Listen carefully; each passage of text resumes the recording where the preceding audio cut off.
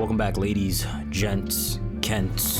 We made it. The last one, the longest one, the saddest one. What the fuck was the team smoking to come up with the idea to make this sad ass fucking movie? A movie that for 140 minutes went round and round boxing up my blood pressure. A movie that for 140 minutes felt like I was strapped to a roller coaster that never stopped dropping. Doc, check me out. I'm seconds away from having a panic attack.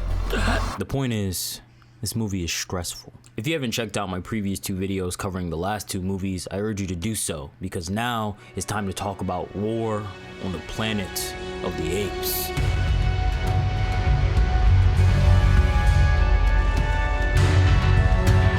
Hashtag Team Monkeys. Just in case your mind is a little hazy from what happened in the second movie, a refresher. Following the events of the last film, whereas Koba, Caesar's best man and scout, the main antagonist for the second film, Koba, who was unable to deal with his rage and anger towards humans, had sought the option of blood to quell that fuse. Seeing Caesar get closer to the humans, Koba saw weakness, an opportunity to kill and replace Caesar as the leader for their people. For their apes. He had betrayed Caesar and used his death to wage an attack on the human city. It is shown that during that attack, the people that managed to survive Koba's assault and escape managed to get word out that they was getting run the fuck down and needed reinforcements, which brings us to the opening of this film. The first 20 minutes laying both the foundation for the rest of this film, but also great parallels and themes from the previous 2. So, spoilers. Boom. 2 minutes. 2 minutes in and the movie wastes no time telling you shit's about to go down. The first clear image you can make out in the intro is that of these soldiers with clan tags on their helmet. The names ranging anywhere from lazy to that's not too bad. That's actually pretty cold, I'm not gonna lie. A quick way to establish that to an active member of Team Monkey, these guys probably aren't friendlies. Yeah, they're not friendlies. Funnily enough, my criticism of the last 2 films were that of the humans being kinda donkey ass when it came down to fighting tactics, either completely lost or making decisions that a 5-year-old could tell you wasn't smart. So seeing a group of humans performing a smart setup attack strategy was a welcome change. They did lose in the end, but they was fighting. You know, they was doing some damage. The highlight of the starting battle being that the humans had apes on their side, helping with the slaughtering of their own kind. More on that in a bit. For it is the battle one that beckons LordCesar to enter the recovering battlefield. The Messiah, the King, truly divine admiration for the leader, which I completely understand. When he made his appearance in the film, my heart briefly skipped. Like seeing an old buddy log in after years being away. He doesn't even need to do anything and I feel better. Hopeful. This motherfucker. In case that opening sequence wasn't enough to convince you that Andy and the motion capture team haven't lost their step when it comes to showcasing the facial animation these apes can have, how tangible they look and operate in the world, then perhaps a scene where the apes are CGI fresh out the rain, their hair glossy and wet, matted as they move, or later in the movie when they're in the snow, frosted tips hanging on their hairs. 2017 you said, god damn, 2024 and we're still struggling. Pain, sadness, and veneration on full display, packed within the 60 seconds of Caesar simply showing up. The start of a grim movie painted in grays and blues. War is ugly, and this movie doesn't shy away from showing you that. Cages, beatings, deaths, and diseases. If watching this movie you had any hope of thinking that, hey, you know, maybe I'll at least get 15 to 20 minutes of the apes kind of being happy. You know, swinging on trees and shit like Tarzan. No, get fucked. Happy. Instead, you will get barely 5 minutes of, hey, look at that, they still remember how to smile, to then transition into, wow, things can get worse. Hey, wow, things can get even worse. But briefly going back to the start of the movie, the opening battle between those who follow the light and the demons with makeup on, the apes, who did in fact win the opening standoff, had managed to capture a couple of the enemy's soldiers and present them before Caesar, one of them being an ape on the human side, which turns out he can talk as well. No, not only talk, he can glaze, using his first lines of dialogue to gas Caesar's enemy in the film, the commander.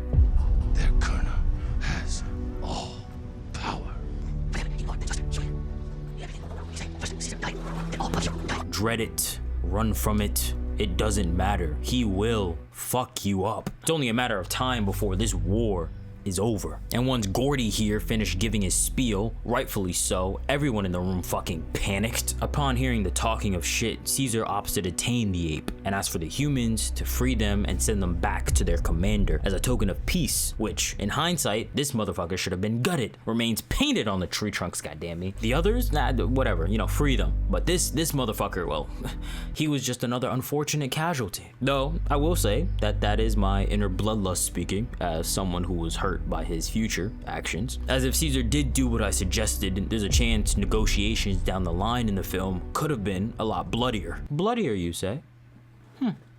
Funny. And so with that 12 minutes of an opening sequence, you get to understand that true to the character Caesar has always been, this war is far from what he wants, even now trying to find common ground for peace despite both sides having red hands. And if he can't, to then flee for a new home, away from the humans entirely, a task given to his son Blue Eyes from the previous film. Blue Eyes, who, once he meets with his dad shortly after, informs him that the paradise they've been searching for is no longer a distant dream, but can be reached given they prepare carefully. The apes rejoice, hope a powerful beacon to strive for, except for the albino ape who freaked the fuck out. He wants to leave now, claiming it's because he can't handle the pressure the war is putting on him.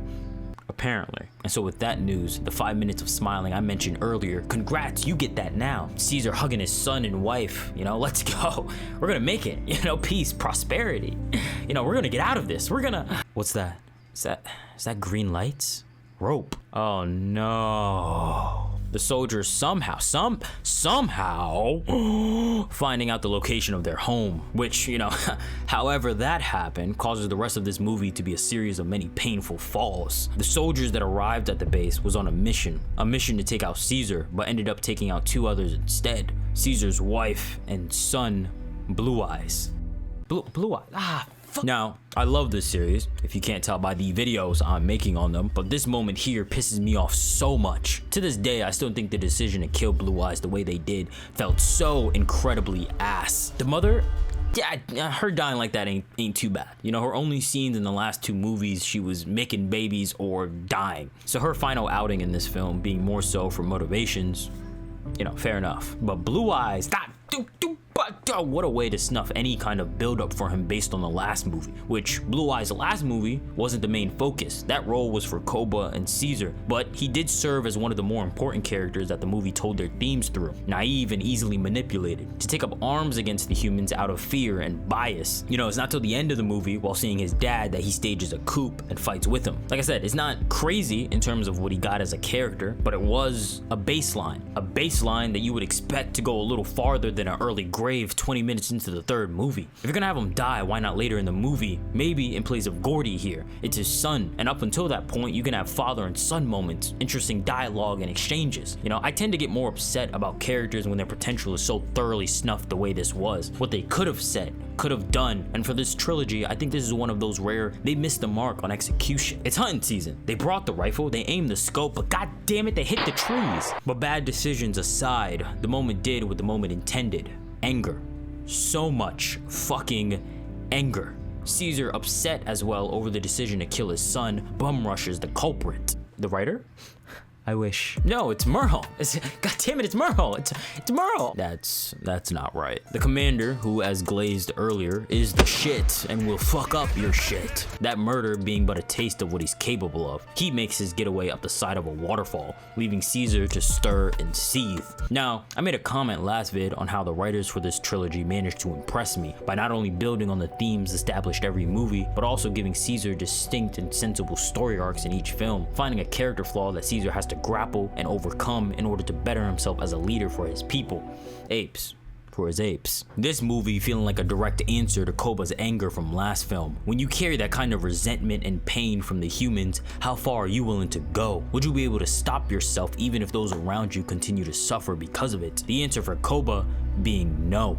His vision blinded by red, a sentiment that at the time Caesar could never truly understand. But now, Would you look at that? Caesar finds himself at those same dark gates of judgment. The journey he takes for the remaining 2 hours of this film being to see if he can arrive at a different answer. Caesar embarks on his journey of revenge against Merle, accompanied by Maurice, Luca, and Rocket, with the later additions being Bad Ape and Nova. Bad Ape being this movie's much needed comic relief. Strangely enough, as much as I like the previous 2 films, never did I find myself laughing, straight cackling, because that was never the intention. They didn't write jokes, they wrote pain. But I guess even they realized, hey, this movie's gonna be a lot heavier compared to the last 2. We're gonna be nailing these motherfuckers to a cross, goddammit. We need something to counter this. Through and through, love the guy from start to finish. The moments in which they used him for comedy never broke the tension for me. Sparingly and smartly, that was the key. And that's not to say that he didn't have his moments of quiet subtext. Layered pain through dialogue and actions. Him and Nova, a girl who was a victim of the num-num disease, those 2 characters being great counterbalances to remind Caesar of the bigger picture, the cost of going down a path of blood. Surprisingly, with the revenge journey Caesar is going to go on for the rest of the film, you would think that the next hour 30, would be focused on that journey to get to Merle. But no, simply 30 minutes after that journey started, that journey ended. Oh fuck. Caesar's people, including his youngest son that he left behind to pursue Merle, captured, strung up and locked in cages as bait for Caesar to show up and be captured. By all accounts, Caesar lost, outsmarted and outgunned, the second half of this movie doing its damn to remind you of that. How things come full circle for Caesar to once again end up in a cage. He doesn't have power here, his people at the mercy of whatever the commander decides. He aims to tear down Caesar in front of his people, to break his spirit like he's doing to the others. Woody Harrelson proving again that given the right script, he can act his ass off. A tranquil rage portrayed through his actions. Don't take it personally. I simply need you to fulfill my goals. Those goals being to use the apes to set up a kind of defensive wall for the battle Woody and his men will engage with soon. The num-num disease, which as described in the movie, a mutated form of the crack virus from the previous film. Now, no longer simply killing the user, but instead dumbing a person down to basic animal thinking. Woody, along with his men, seeing this plague as something to be eradicated by the roots. You get infected, you die. Simple as that. You don't get to spread that to the rest of us. Extreme actions taken by an extreme man. The rest of this film following as you would expect, or have already seen. Hopefully you have already seen, for I have said a lot of spoilers by now. My bad. The next season of Prison Break, if you will, with Maurice and co lucky enough not to get captured, helping Caesar on the inside to escape. The last thing I would like to say before ending this video is thank you. Thank you to all the actors, the stuntmen, the director, the writers that managed to put together one of the most underrated film franchises I have ever watched. A series that, despite the lead character not being human, was able to portray such complexities and depth. Andy Serkis and the motion capture team rocking me to my core with some of the performances they managed to display. Caesar's journey throughout these films was one of constant struggle. The struggle to be free, the struggle for unity, the struggle for peace. Caesar growing and learning with each situation that arises. In a day and age where studios seem to forget how important these struggles can be for their characters, how important it is to see them at times fail, this trilogy sticks out like a blinding light. Like a wise man once said, it is when we reach our lowest points, we are open to the greatest change. Caesar was a symbol for his people. When broken past the point that death invited comfort, Caesar stood strong, showing that it's not your body, but your spirit, your mentality being the difference for change. A sentiment that is then given back to Caesar when he hits his rock bottom. When he failed as both a leader and a father, he is reminded of that lesson. The lesson preached through all three films time and time again. Apes together strong. For it is the whole that constitutes strength, when the individual lacks in his resolve or power to rely on that whole to move forward. So despite Caesar's ending being so fucking sad, it's fitting that his end comes after doing his damn to bring a better life to his son, to that whole, and the generation they now carry on.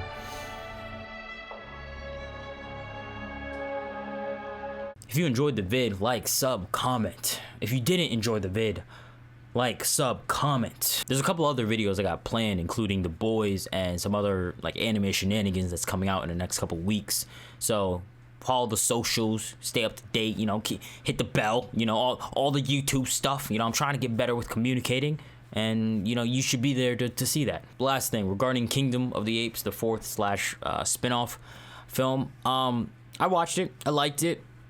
I liked Other parts of it, less so. Truthfully, as opposed to this trilogy, I don't feel like the big need to like really make a video on it. I don't feel motivated. You know, I don't feel the same kind of passion that they did for this. This series to me is very dear to me, which is why I made this video in the first place.